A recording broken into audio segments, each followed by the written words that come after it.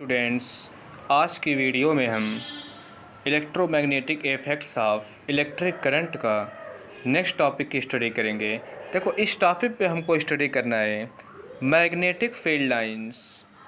कौन सा करना है? मैग्नेटिक फील्ड लाइंस या magnetic field patterns produced by current carrying conductor. यानी कि सीधे सीधे इस बार क्या करना है, हमको मैग्नेटिक फील्ड लाइंस को जो स्टडी किया, अब उसका डिफरेंट शेप के अकॉर्डिंग उसका पैटर्न कैसा होगा, उसको क्या करना है, हमको डिस्कस करना है। देखो, सबसे पहले स्टार्ट यहीं से होता है, तो सबसे इसका पहला पैटर्न होगा, सबसे पहला हमारे पास एक स्ट्रेट वायर होगा।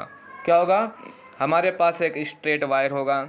इसी वायर को जो नेक्स्ट सेकंड में पैटर्न पढ़ना है, इसी वायर को हम इस तरीके से बेंड कर देंगे जिसका नाम पड़ जाएगा सर्कुलर लूप। क्या पड़ जाएगा? सर्कुलर लूप पड़ जाएगा। यानी कि इसमें भी करंट का फ्लो होगा, बिल्कुल इसी तरीके से करंट इसमें भी फ्लो होगा। तो ऐसी बात है, जब किसी कंडक्टर में करंट का फ्लो होता है तो मैग्नेटिक फील्ड बनाते हैं। वो मैग्नेटिक फील्ड कैसी होगी, और जो नंबर थर्ड पढ़ना है, ए नंबर ऑफ सर्कुलर लूप, यानी कि इस बार एक वायर है, उसको इस तरीके से आपस में क्या कर देंगे, बेंड कर देंगे हेलिकल शेप में, यानी कि स्पिनिंग के फॉर्म में भी कह सकते हो। यहाँ भी क्या होगा, करंट का फ्लो होगा। तो ये भी क्या होगा, मैग्नेटिक फील्ड प्रोड्यूस करेंगे।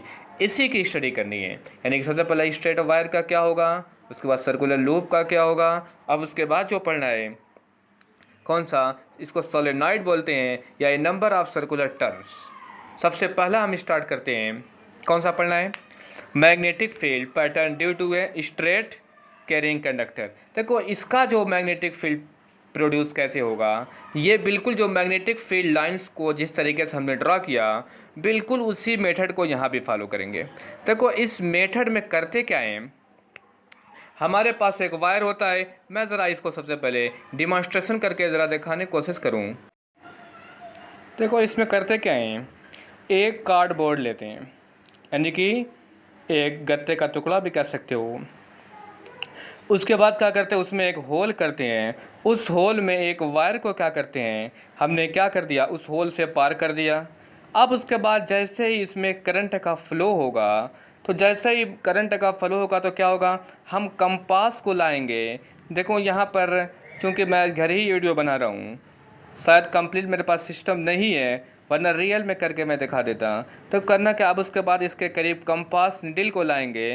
तो जैसे ही कंपास को हम यहाँ पर रखेंगे तो हम क्या देखेंगे, जो कंपास में जो डिफ्लेक्शन है, जो उसका पॉइंट है नॉर्थ वाला, किधर मूव कर रहा है, क्या देखेंगे, जैसे ही यहाँ पर रखा उसकी डायरेक्शन इस तरीके से हो गई, उसके बाद यहाँ पर रखा उसकी डायरेक्शन ये हो गई, उसके बाद भी क्या किया, नेक्स्ट पॉइंट पर रखा उसकी डायरेक्शन इस तरीके से हो गई। सारे पॉइंट्स को आपस में मिला दिया। उसके बाद फिर कंपास को यहाँ पर मूव कराया, उसके पॉइंट को नोट के यहाँ पर मूव कराया, उसका पॉइंट सारे डार्ट को आपस में मिला दिया। तो क्या देखा गया, एक सर्कुलर पैटर्न, एक कंसेंट्रिक सर्कल मिल गया। यही पैटर्न हमको क्या करना है, स्टडी करना है। क्या मिल गया हमको, एक कंसेंट्रिक सर्किल बन गया। इसी की हमको क्या करनी है, स्टडी करनी है। अब ज़रा मैं फिगर पर आ जाता हूँ।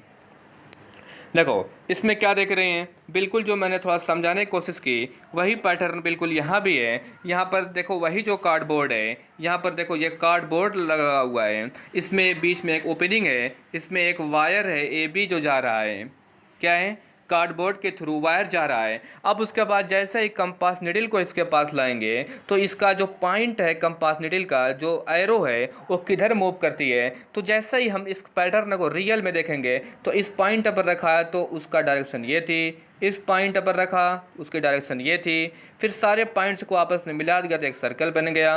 तो उसके बाद फिर यहाँ पर एक सर्कल बन गया। ऐसे ही क्या देख रहे हैं, एक कंसेंट्रिक सर्किल क्या होता है, बनता जाता है।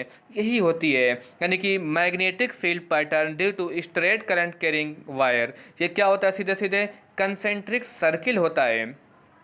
यही याद करनी है, क्या करना, क्या होता है। अब यहाँ पर थोड़ा सा एक कॉन्सेप्ट है कि फॉर एग्जांपल हमारे पास जब स्ट्रेट वायर है, तो इसमें करंट इस डायरेक्शन में भी, यानी कि ए टू बी भी मूव कर सकती है।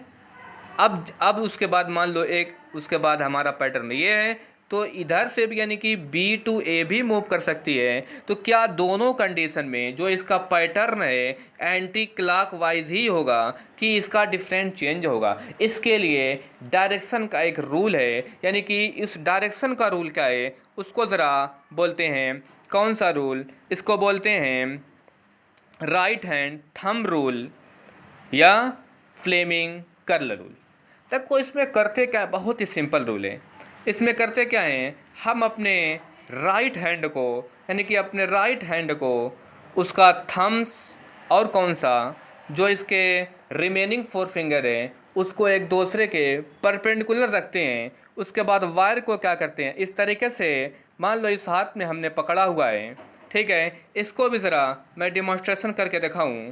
अब उसके बाद फिर मैं डिस्कस करूंगा।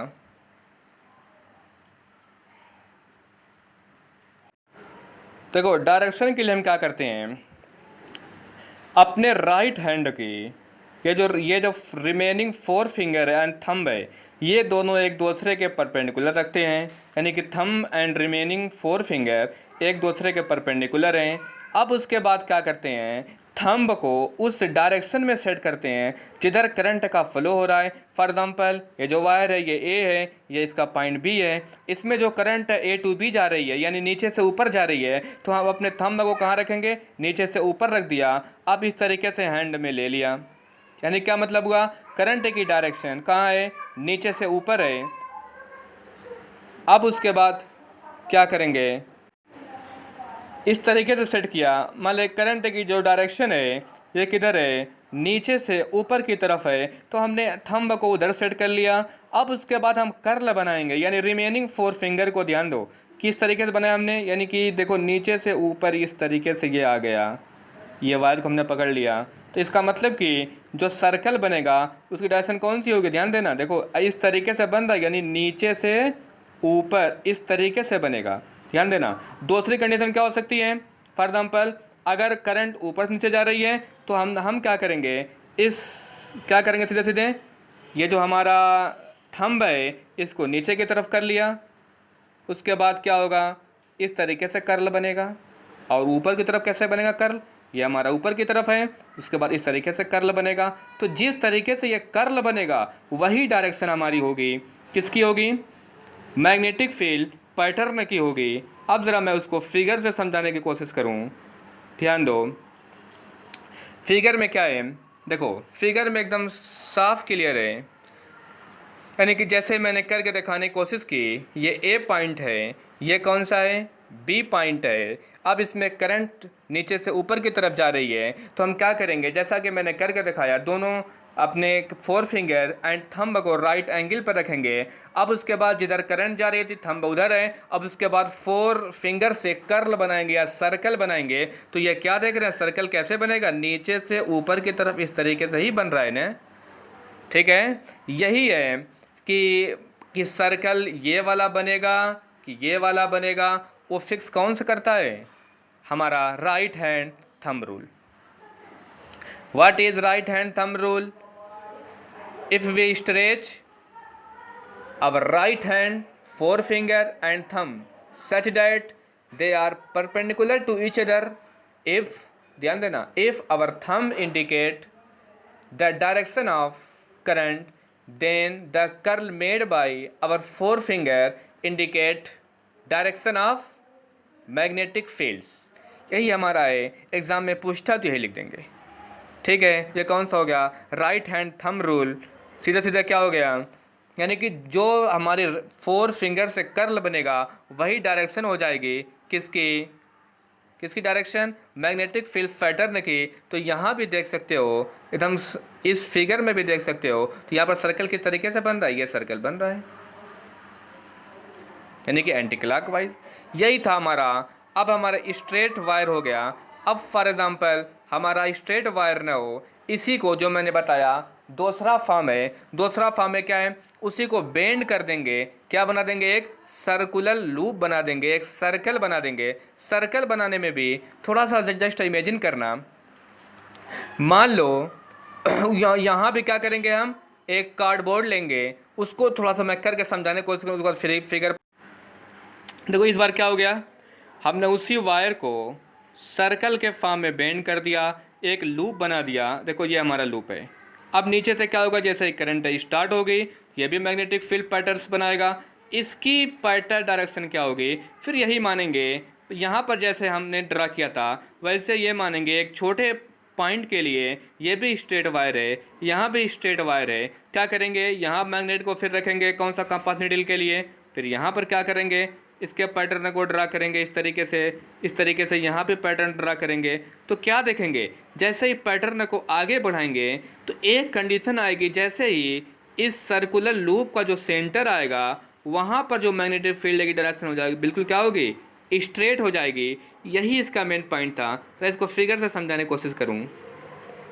देखो यहाँ भी वही जो हमारा कार्डबोर्ड है, ये हमारा आपका क्या हो गया, ये हमारा हो गया आपका कार्डबोर्ड में दो ओपनिंग की गई, वायर को लिया गया। जैसे ही यहाँ पर भी मैग्नेटिक फील्ड को प्रोड्यूस की गई तो देख रहे हो क्या होगी, स्ट्रेट वायर के लिए ये रियल में सर्कुलर है, लेकिन एक स्मॉल पॉइंट के लिए क्या माना जाएगा, स्ट्रेट है। यहाँ भी क्या स्ट्रेट है, तो मान लो एक स्मॉल पॉइंट के लिए हो गया, फिर ऐसे ही छोटे छोटे पॉइंट से मिलकर ही तो सर्कल बना है। यानी कि सर्कल कैसे बनता है, सीधे सीधे when a number of particles थे, इन सबको मिला दिया सर्कल बन गया। इसीलिए एक स्मॉल पॉइंट के लिए माना जाता, ये भी तो स्ट्रेट वायर ही है। तो इसका क्या देख रहे हैं, इसका पैटर्न, ये पैटर्न, लेकिन इसकी एक इम्पॉर्टेंट कंडीशन है, एक इम्पॉर्टेंट पॉइंट है। जैसे ही इस लूप के सेंटर पर आते हैं तो बिल्कुल ये हमारा क्या होता है, स्ट्रेट, इसकी जो मैग्नेटिक फील्ड पैटर्न है बिल्कुल स्ट्रेट हो जाती है। और यहाँ जब स्ट्रेट हो गई तो काफ़ी क्या होती है, स्ट्रेट हो गई। इसका मतलब कि बहुत स्ट्रेंथ भी इसकी ज़्यादा हो गई। इसका पैटर्न का हमको बहुत ज़्यादा क्या करना है, इसका यूज़ भी है। अब इसी चीज़ को, एक सर्कल था, अब इसी चीज़ को ए नंबर ऑफ सर्कल में करेंगे तो क्या होगा। अब जो हमारा लास्ट है ए नंबर ऑफ सर्किल, यानी कि क्या देख रहे हैं, देखो इस तरीके से हमारा जो सर्कुलर फॉर्म बना हुआ है, देखो ये था, जैसे ये नंबर ऑफ सर्कुलर टर्न्स हो गए। अब जब इसकी स्टडी करना है तो यहाँ भी क्या होगा, जैसे यहाँ पर करंट का फ्लो स्टार्ट होता है तो इसका जब पैटर्न की स्टडी की गई तो यहाँ भी क्या देखा गया, ये नंबर ऑफ सर्कुलर लूप था लेकिन सेंटर पर क्या था, स्ट्रेट था। तो यहाँ पर बहुत ज़्यादा सेंटर्स हो गए। इसके जो अंदर का जो मैग्नेटिक फील्ड थी बिल्कुल इस तरीके से आपस में क्या हो गई, मैग्नेटिक फील्ड पैटर्न, जैसा कि बार मैग्नेट का पढ़ा था बिल्कुल वही स्टडी यहाँ भी आ गई। इसका मतलब कि पूछा जाता है जो हमारा सोलेनॉइड है ये भी एक्ट करता है as a bar magnet. Solenoid को हमने भी बना लिया तो वहाँ भी क्या देख रहे थे, एक दूसरे सोलेनॉइड को लिया तो वहाँ भी जब दोनों आपस में नॉर्थ पोल आपस में मिलते थे तो रिपेल करते थे, और अपोजिट जो थे वो क्या करते थे, अट्रैक्ट करते थे। तो इसकी बिहेव जब किया गया, इसका जब एक्सपेरिमेंट किया गया तो एक चीज़ सामने आ गई, जो हमारा सोलेनॉइड है, ध्यान देना, सोलेनॉइड की जो होती है सबसे इंपॉर्टेंट, सोलेनॉइड की जो मैग्नेटिक फील्ड पैटर्न होता है एज ए बार मैग्नेट होता है। बार मैग्नेट में क्या पढ़ा था हमने, नॉर्थ से निकलती हैं, साउथ में क्या करती हैं, इंटर करती हैं। बिल्कुल देखो यही पैटर्न, देखो नॉर्थ से निकलती हैं, साउथ में इंटर करती हैं, नॉर्थ से निकलती हैं, साउथ में इंटर करती हैं, और उसके अंदर कैसा बिल्कुल स्ट्रेट है। ये काफ़ी स्ट्रांग मैग्नेटिक फील्ड होती है, इसका बहुत ज़्यादा यूज़ भी है। अब अगर इसके बीच में कोई मैग्नेटिक ऑब्जेक्ट को रखेंगे तो उसके क्या हो जाएगा, सीधे सीधे उसको उस मान लो किसी ऑब्जेक्ट को रखा जो कि क्या है, खासतौर से जब स्टील को इसके अंदर डालते हैं तो क्या होता है, मैग्नेट बन जाता है। बहुत ज़्यादा इसका इस्तेमाल होता है। क्या होता है, जैसा कि आपने मैग्नेट तो रियल में देखा जाए तो ब्लैक कलर का होता है, लेकिन कुछ मैग्नेट जैसा कि विंडोज़ पर या फिर डोर पर जो कि उसके डोर को आपस में लॉक करने के लगाते हैं वो तो बिल्कुल कैसा होता है, स्टील यानी वाइट कलर का होता है। तो क्या मतलब हुआ, इसी सोलेनॉइड से बनाया गया है। यानी कि सोलेनॉइड का मैग्नेटिक फील्ड पैटर्न कैसा है, एज ए बार मैग्नेट। ये हमारा एक्सपेरिमेंट था। Thank you. वीडियो काफ़ी लॉन्ग हो जाएगी, नेक्स्ट टॉपिक बाद में, ठीक है, ओके।